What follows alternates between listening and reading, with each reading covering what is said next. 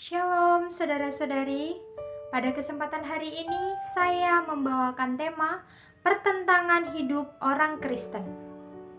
Firman Tuhan dalam 1 Korintus 4 ayat 7 dan 9 mengatakan, "Sebab siapakah yang menganggap engkau begitu penting, dan apakah yang engkau punyai yang tidak engkau terima? Dan jika engkau memang menerimanya, mengapa engkau memegahkan diri seolah-olah engkau tidak menerimanya? Sebab menurut pendapatku, Allah memberikan kepada kami, para rasul, tempat yang paling rendah, sama seperti orang-orang yang telah dijatuhi hukuman mati, sebab kami telah menjadi tontonan bagi dunia, bagi malaikat-malaikat dan bagi manusia." Puji Tuhan, saudara-saudari. Dalam berita ini, kita ingin melihat sedikit mengenai pertentangan dalam penempuhan hidup orang Kristen. Seluruh penghidupan orang Kristen adalah hal yang bertentangan. Semakin banyak hal yang bertentangan di atas seorang, itu makin baik. Semakin banyak pertentangan yang ia alami, semakin banyak berkat yang ia terima.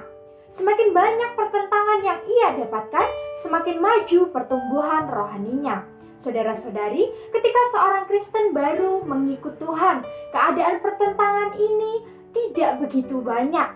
Keadaan lahinah dan batinah mereka hampir selaras.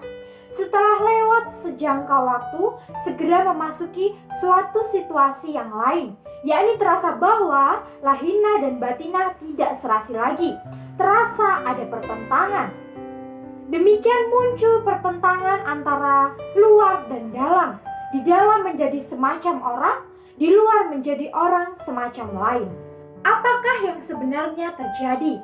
Meskipun pada permulaannya Anda telah mengalami kuat kuasa Allah, sebenarnya saat itu Anda belum mengenal diri Anda sendiri. Pengalaman pertentangan ini pada satu aspek adalah agar Anda nampak diri Anda sendiri, agar Anda mengenal manusia Anda. Di aspek lain adalah agar Anda dibawa keluar dari emosi Anda.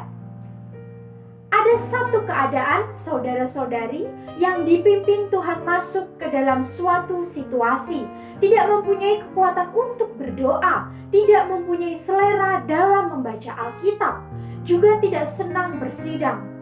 Secara luaran dia telah tawar, telah mundur, tetapi kemajuan orang Kristen yang sejati justru ada di sini. Di sini keadaan dirinya yang sebenarnya tersingkap. Dia mengenal betapa lemahnya dirinya sendiri. Saudara-saudari kekasih, proses ini adalah proses yang bertentangan, juga disebut proses peremukan. Kelemah lembutan alamlah justru menjadi kesulitannya untuk mengenal Tuhan. Itulah sebabnya Tuhan membawa dia mengalami keadaan yang bertentangan itu, agar meremukan kelemah lembutan alamiahnya. Demikianlah dia tidak lagi bersandarkan dirinya sendiri, tidak lagi memegahkan dirinya sendiri. Dia mengenal hidup bersandar Tuhan, menampilkan kelemah lembutan Tuhan. Saudara-saudari, siapakah yang lemah dan aku tidak? Tetapi aku tidak hidup di dalam kelemahanku, aku hidup di dalam iman. Sejak hari itu, aku menjadi anak Allah bukan di dalam diriku sendiri, melainkan di dalam Allah. Dialah Tuhanku, dialah kekuatanku. Perkataan ini menampakkan kepada kita bahwa kita perlu dibawa Tuhan ke suatu suasana, sehingga kita nampak betapa diri kita penuh kelemahan dan hanya Dia yang kuat. Puji Tuhan, saudara-saudari, sampai di sini kita tahu bagaimana hidup menengadah kepadanya dan tidak lagi bersandarkan diri sendiri, tidak lagi memegahkan diri sendiri. Saudara-saudari, siapakah yang bisa benar-benar menang? Yaitu orang-orang yang kalah. Dan siapakah yang bisa benar-benar berdiri teguh? Yaitu orang yang jatuh. Itulah sebabnya saudara-saudari, kehidupan yang sebenarnya dari orang Kristen adalah kehidupan yang bertentangan. Mulia bagi nama Tuhan.